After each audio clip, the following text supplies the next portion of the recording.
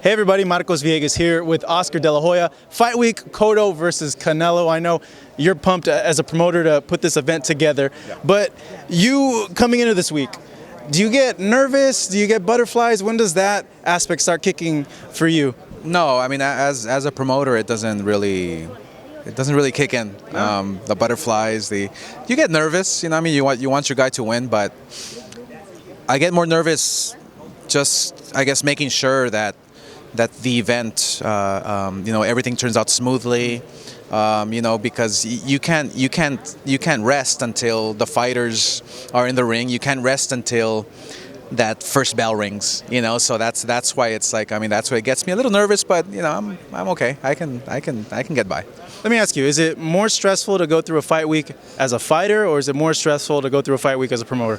There's a lot of work involved. I mean, there's a lot of work, a lot of details, a lot of a lot of headaches, So I think it would be. I mean, if you ask me, I would rather be fighting in the ring, and it's a lot of work, But look, we're professionals. We have a great team. We have a great team of people who just know how to. I mean, we're a machine. And we know how to put big events together, and so obviously it makes my job much easier.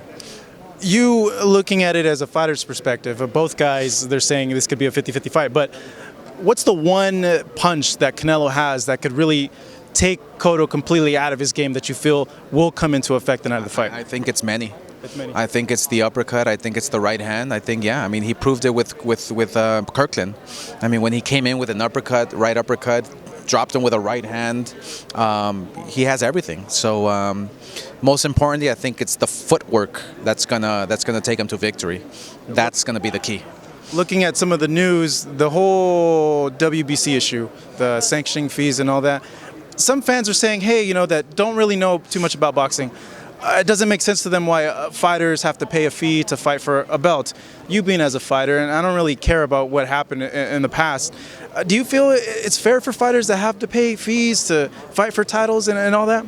Well, look, I mean, obviously the WBC has to do their job. I mean, they're an organization who have done a lot of wonderful things for boxing. I mean, they've introduced a lot of great rules and regulations, and so there's a protocol. And I mean, obviously that's their business. They decided on